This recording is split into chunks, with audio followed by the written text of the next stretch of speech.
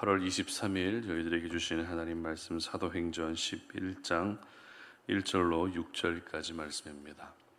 유대에 있는 사도들과 형제들이 이방인들도 하나님의 말씀을 받았다 함을 들었더니 베드로가 예루살렘에 올라갔을 때에 할례자들이 비난하여 이르되 네가 무할례자의 집에 들어가 함께 먹었다 하니 베드로가 그들에게 이 일을 차례로 설명하여 이르되 내가 요빠시에서 기도할 때에 황홀한 중에 환상을 보니 큰 보자기 같은 그릇이 내 귀에 매어 하늘로부터 내리어 내 앞에까지 드리워지거늘 이것을 주목하여 보니 땅에 네 발 가진 것과 들짐승과 기는 것과 공중에 나는 것들이 보이더라. 아멘. 비난받아도 흔들리지 말라라는 제목으로 오늘 말씀 전합니다. 사람은 누구나 실수할 수 있고 잘못할 수 있습니다. 그런데 그 실수와 잘못에 대해서 사람들이 비난하기 시작하면 그때는 참 마음이 힘들어지죠. 한 예로 유명 연예인들이 어떤 잘못을 한 것이 사회적으로 이슈가 돼서 기사화되면 그 기사에 비난하는 댓글이 수도 없이 달리는 것을 볼 수 있습니다. 그래서 이제는 아예 댓글을 달지 못하도록 원천적으로 막아 놓았습니다. 왜냐하면 이 댓글 공격 때문에 자괴감에 빠져서 스스로 목숨을 끊어버리는 극단적인 상황이 발생하기 때문입니다. 그런데 하나님의 자녀로 이 땅을 살아가면서도 우리는 뜻하지 않게 비난받을 때가 있습니다. 오늘 본문의 베드로가 바로 그런 상황에 놓여졌죠. 어제까지 살펴본 사도행전 10장의 내용은 이방인 고넬료와 또 그에게 속한 사람들에게 성령이 임한 사건을 기록하고 있습니다. 하지만 베드로가 처음 고넬료의 집에 가기까지는 어려운 결단을 했어야 했죠. 왜냐하면 이방인과 교제하는 것이 율법에서 금지된 행동이었기 때문입니다. 그래서 베드로는 많은 부담감을 가지고 처음부터 불편해하고 어려워했습니다. 그러나 하나님이 보여주신 환상이 너무나도 선명한 환상이었기 때문에 도저히 피할 수가 없었습니다. 그래서 베드로는 율법대로 하는 것보다 하나님이 보여주신 대로 하는 것이 옳다고 여기며 과감히 고넬료의 집으로 갔습니다. 그리고 그 가정에 구원의 복음을 선포했던 것입니다. 그리고 바로 이어지는 말씀이 오늘 본문의 말씀입니다. 그런데 고넬료의 집에서 있었던 일을 생각해 보면 지금 예루살렘 교회는 난리가 나야 됩니다. 누구보다도 율법을 잘 지켜야 했던 베드로가 이방인과 교제했다는 것은 다른 유대인들과 사도들에게는 큰 충격이었기 때문입니다. 아니나 다를까 오늘 본문 2절 말씀 보시기 바랍니다. 베드로가 예루살렘에 올라갔을 때에 할례자들이 비난하여 이렇게 기록합니다. 급기야 베드로를 비난하는 사람들까지 생기고 말았던 것입니다. 어찌 보면 베드로는 이 모든 위험을 감수하고 고넬료의 집으로 갔을 수도 있습니다. 하지만 또 한편으로는 누구보다도 자신의 마음을 잘 공감해 주어야 될 사람들이 예루살렘 교회 성도들이었는데 오히려 공감보다는 비난의 화살이 날아오고 있었기 때문에 베드로의 마음이 결코 좋을 수만은 없었을 겁니다. 이처럼 하나님의 사람들에게는 말씀에 순종했을 뿐인데 그것이 비난의 시선으로, 비난의 말로 돌아오는 일들이 있습니다. 그러나 오늘 저희들은 비난을 받고 있는 중에서도 베드로가 보여주었던 반응을 주목할 수 있어야 됩니다. 베드로의 반응을 기록하고 있는 4절 말씀 함께 읽어봅니다. 베드로가 그들에게 이 일을 차례로 설명하여 아멘. 베드로는 일단 감정적으로 반응하지 않았습니다. 그렇다고 소위 말해 멘탈이 흔들리지도 않았습니다.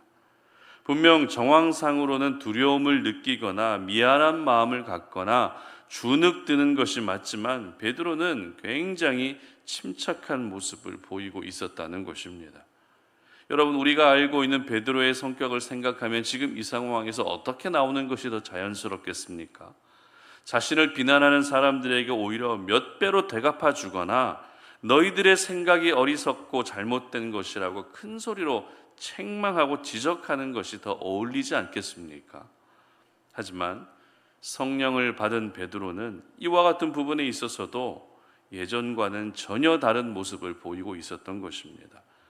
특별히 베드로는 자신을 비난하는 사람들에게 하나님이 보여주신 환상을 차례대로 설명했다라고 기록하고 있습니다. 여기서 차례대로라고 하는 이 표현이 참 중요한데요. 사람은 위기에 몰리게 되면 말을 더듬거나 논리를 잃어버리는 모습이 많이 나타납니다. 왜냐하면 감정적으로 대응하기 때문입니다. 그러나 베드로는 감정적으로 대응하지 않았기 때문에 비난받고 있는 그 상황은 억울했을지라도 오해를 풀기 위해 차례대로 순서대로 논리적으로 하나씩 설명해 가고 있었던 것입니다. 분명 베드로는 하나님이 보여주신 환상을 처음 보고 나서는 이게 도대체 무슨 의미인지 의아했을 겁니다. 하지만 10절 말씀을 보도록 하겠습니다. 이런 일이 3번 있은 후에 모든 것이 다시 하늘로 끌려 올라가더라. 아멘. 같은 환상을 3번 연속 보고 나니 이것은 도저히 피할 수 없는 하나님의 뜻임을 깨달았던 것이죠. 그리고 자신이 경험한 이 일이 사람들에게 비난받고 있는 지금의 상황을 돌파할 수 있는 열쇠가 되었던 것입니다. 그렇습니다. 하나님의 말씀을 경험하고 하나님의 은혜를 분명하게 경험한 사람은 비난은 받을 수 있어도 절대 흔들리지 않습니다. 체험적 신앙을 가지고 있는 사람은 코너에 몰리면 몰릴수록 더 침착하고 더 순리대로 대응하게 되는 것입니다. 그런데 우리가 체험적 신앙이라는 것을 오해할 때가 참 많은 것 같습니다. 이 체험이라는 말 자체가 어떤 신비한 일을 연상하게 하는 표현이다 보니 꼭 과학적으로 설명이 되지 않는 신기한 일을 겪어야 체험적 신앙이라고 여길 때가 있다는 것입니다. 히브리서 말씀을 보면 단단한 음식은 먹지 못하고 젖만 먹는 사람을 어린아이 같은 자들이라고 기록하고 있습니다. 그리고 이런 어린아이 같은 자들의 특징은 의의 말씀을 경험하지 못한 자라고 기록합니다. 이것을 바꾸어 말하면 결국 의의 말씀을 경험하는 사람이 곧 체험적 신앙을 가진 사람이라는 말이 되는 것입니다.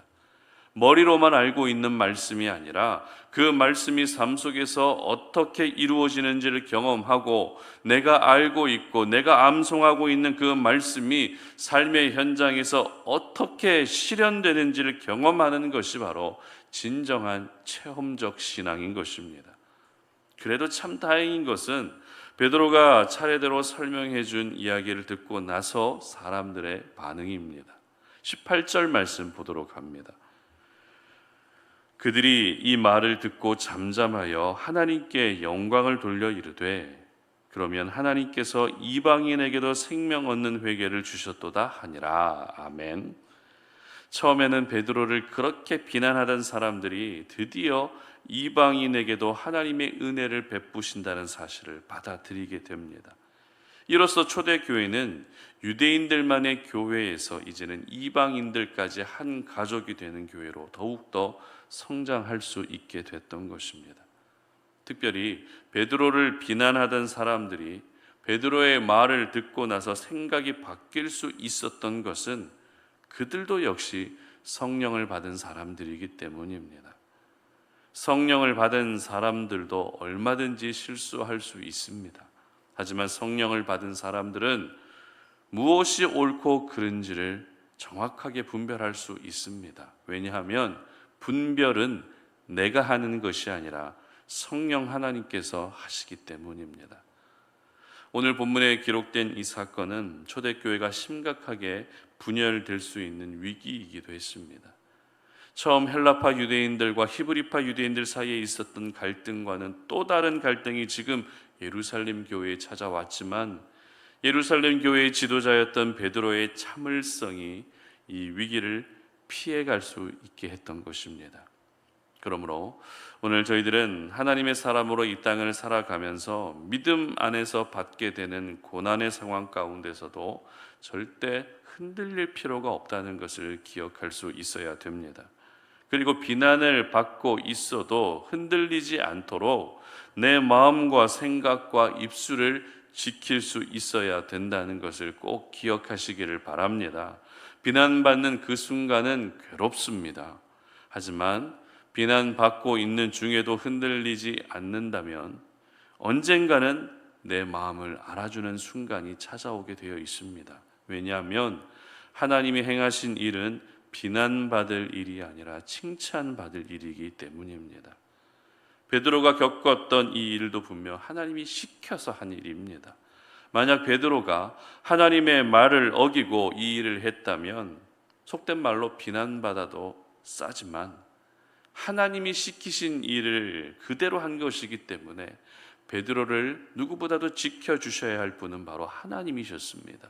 그래서 하나님은 베드로의 말을 들은 사람들이 더 이상 오해하지 못하도록 하셨고 더 이상 비난하지도 않게 하시며 하나님의 뜻을 받아들이고 인정할 수 있게 하셨던 것입니다.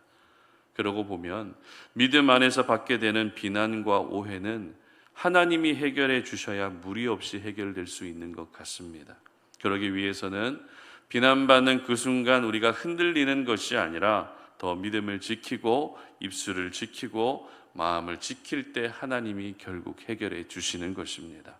바라기는 여러분 모두가 비난받을지언정 흔들리지 마시고 순리대로 말씀대로 행하셔서 우리 하나님께서 모든 오해를 풀어주시는 은혜가 오늘 하루도 있으시기를 주님의 이름으로 축복합니다. 함께 기도하겠습니다.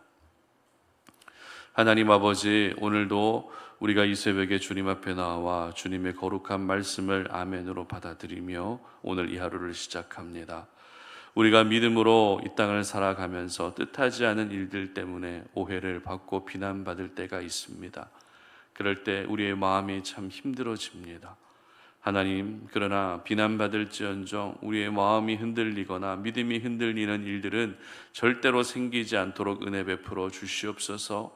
비난받고 있을 때 감정적으로 대응하지 않게 하시고 순리대로 말씀대로 대응할 수 있는 우리의 믿음이 되게 하여 주시기를 원합니다. 그래서 여러 가지 비난받는 상황 속에서도 우리를 살려주시고 우리를 지켜주시고 그 모든 오해를 풀어주시는 하나님의 은혜를 경험하는 그런 날이 될 수 있도록 도와주시옵소서.